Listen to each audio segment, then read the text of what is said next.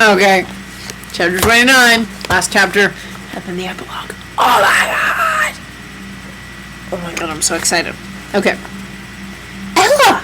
Hattie shrieked. Char gasped. Ella?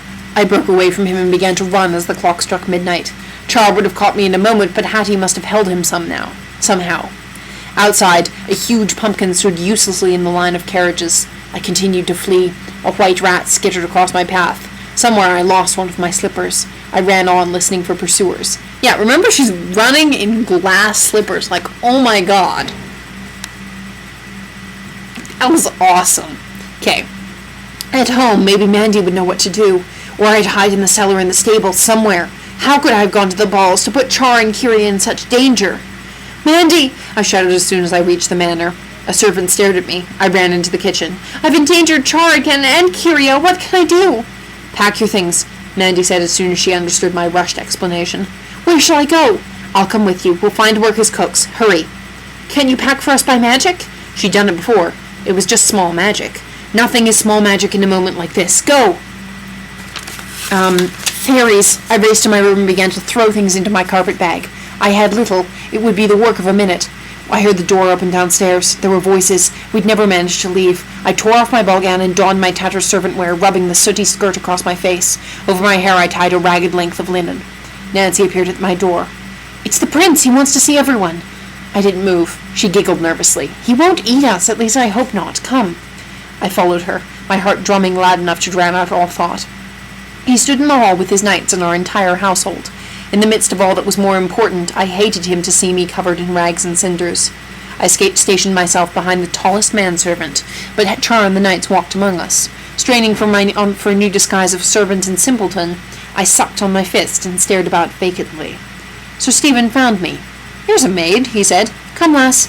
He took my hand and pulled me to Char. Ella? Ella? Why are you dressed so? Your Majesty, I was about to deny my name. I'm just so excited. I'm messing up words. But Hattie spoke for me. That's only Cinders, the scullery maid, she said. Sire, would you care for a refreshment now that you're here? She's a scullery maid? A scullery maid, of no account. But our cook, Mandy, has cakes fit for a prince. The door wasn't far. Sir Stephen held my hand, but I pulled, but I couldn't break away. Lass, Char said to me, I won't hurt you, no matter what. He cupped his hand under my chin and tilted my face up to his. I wanted to catch his hand and kiss it. As soon as we touched, I knew he recognized me. He brought out my slipper from under his cloak. It belonged to Ella, and it will fit her alone, whether she is a scullery maid or a duchess. A chair was brought. I wished for normal-sized feet. Right, and the slipper is made for a fairy. And Ella has fairy-sized feet. I like that that's a thing. Like, because I always thought in Cinderella it was a thing where, like, how many other women would have shoe sizes the same as Cinderella? Like, what? But in this, like, it's actually, like, nobody else except for fairies. No other human has feet the same size as hers. The only one who did was her mother, and her mother is now dead. So, I enjoy that. Okay. That's my slipper, said Hattie. It's been missing for years. Your feet are too big, Olive blurted. Try it, Char told Hattie. I lost it because it kept falling off. She sat and removed her own slipper. I caught the familiar smell of her feet. She couldn't wedge her toes in. I'm younger than Hattie, Olive said, so my feet are smaller. Probably. They were bigger. Now it was my turn. Char knelt, holding the slipper. I extended my foot, and he guided it. The slipper fit perfectly, of course. What was I going to do? His face was so close to mine. He must have seen my terror. You needn't be Ella if you don't want to be, he said softly. He was so good. I'm not, I said, but in spite of myself, tears streamed down my cheeks. I saw hope spread across his face. That letter was rubbish. A trick. He glared at Hattie, then turned to me, his look probing. Do you love me? He still spoke softly. Tell me. An order. I do. I was sobbing and smiling at once. How was I going to give him up again? Char was jubilant. His voice rang out. Then marry me! Another order. I nodded and continued to weep, but my hand found its way into his. Don't marry him, Ella, Hattie commanded, giving my name away once and for all. I withdrew my hand. I can't, I said. Perhaps Hattie would save us. Hattie, don't be a fool, Mamolga snapped. Don't you want to be stepsister to the Queen and make her give you whatever you like? She smiled at me. His Highness is kind enough to want to marry you, Ella, my sweet. It had begun. The curse would make Hattie and Mamolga as grand as they wanted to be, and it would provide endless wealth for Olive. Char was looking at me with such gladness, and I loved him so. I was the cause of his joy, and it would be the cause of his destruction. A secret delivered to his enemies, a letter written in my own hand, a covert signal given by me, poison in his glass, a dagger in his ribs, a fall from a parapet. Marry me, Ella, he said again, the order a whisper now. Say you'll marry me. Anyone else could have said no or yes. This wasn't a royal command. Char probably had no idea he'd given an order. But I had to obey. I wanted to obey. I hated to harm him, and I wanted to marry him. I would destroy my love and my land. They were all in danger, and no one could rescue them. We were all doomed, all cursed. Char was too precious to hurt, too precious to lose, too precious to betray, too precious to marry, too precious to kill, too precious to obey. Words rose in me, filled my mouth, pushed against my lips. Yes, I'll marry you. Yes, I love you. Yes, yes, yes. I swallowed, forcing them down, but they tore at my throat. A strangled noise erupted from me, but not words, not a consent. I put a hand on my shoulder. I must have frightened him, but I couldn't see his face. My vision had turned inward where the battle raged. I heard Lucinda's voice. My gift to Ella is obedience. She will always be obedient. I saw Mandy telling me to eat my birthday cake. I saw Seif leering at me and heard him. No need to be persuasive with this one. It'd cook itself if we told it to. I saw Olive counting my coins, Mamolga standing over me while I scrubbed the courtyard, Hattie wearing Mother's necklace. I'd eaten the cake, drunk the tonic, given up the necklace, slaved for my stepmother, let Olive suck me dry. They'd gotten all they wanted of me, but they weren't going to get Char. Never. Never. Be obedient. Marry him. Say yes, say yes, say yes. The tears streaming from my eyes were acid, burning my cheeks, my mouth filled with liquid, bile and blood from biting my tongue, salty and corrosive and sweet. In spite of myself, my mouth opened. Consent had won. Obedience had won. But I clamped my hand over my mouth. My yes was stillborn. I remembered Char at Mother's funeral, waiting for me while I wept, grieving for Mother also. I heard his promise at the menagerie. Soon I shall catch a centaur and give it to you. I saw him binding Seif's ankles. I saw him buttonless doublet flapping, bow to Father after we'd flown down the stair rails. I saw the ball and King Gerald beaming at his son, the hope and future of Kyria. Say yes and be happy. Say yes and live. Obey. Marry him. I began to rock in my chair. Forward the words were about to come. Back I reeled them in. Faster and faster. The legs of the chair thudded on the towels and pounded in my ears. Marry him. I won't. Marry him. I won't. Then I lost all sense of it all.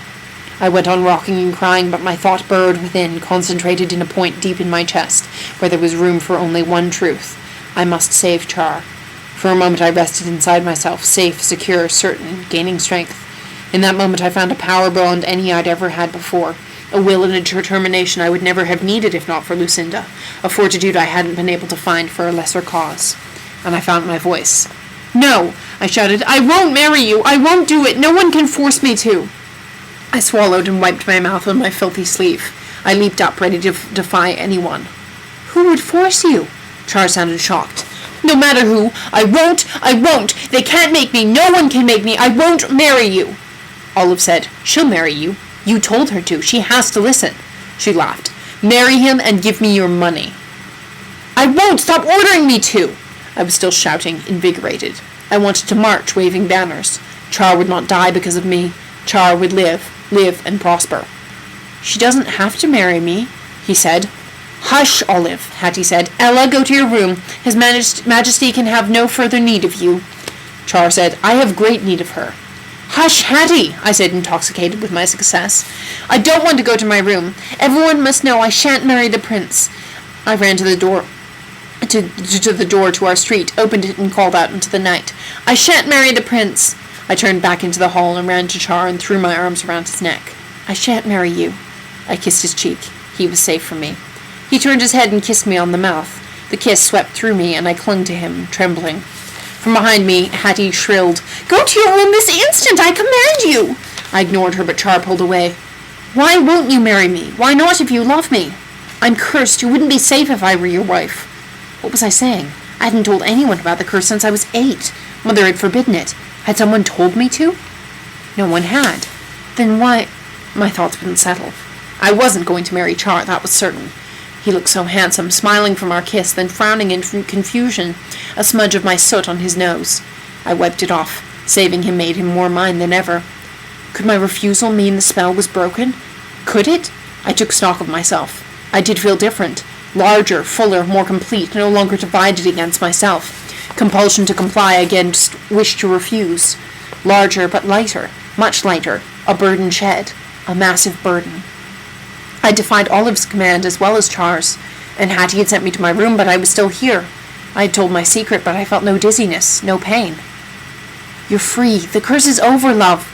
Mandy was at my side, hugging me. You rescued yourself when you rescued the prince. I'm that proud and glad, sweet, I could shout. I'd been able to break the curse myself. I'd had to have reason enough, love enough to do it, to find the will and the strength. My safety from the ogres hadn't been enough. Zulf's rescue hadn't been enough, especially not with guards about. My slavery to Mum Olga hadn't been enough. Kyria was enough. Char was enough. Now it was over, ended forever. I was made anew. Ella, just Ella. Not Ella the slave, not a scullery maid, not Leela, not Eleanor. Ella, myself unto myself. One, me. I tore off the rag that covered my hair. Then I curtsied to Char. When you asked for my hand a few minutes ago, I was still too young to marry. I looked up at him and saw a smile start. I'm older now, so much older that not only can I marry, but I can beg you to marry me. I knelt and took his hand. He didn't let me kneel before him. He pulled me up and kissed me again. I took that to signify his consent. I'm getting married. Okay. I'm happy. I hope you're happy too. Okay. Okay, just the epilogue now. Which, yeah, just the epilogue now. And then, after that, we can get started with Merlin. I really do love Merlin. I don't remember why I love it, I just remember that I do. So, yeah. Okay, gotta do the epilogue.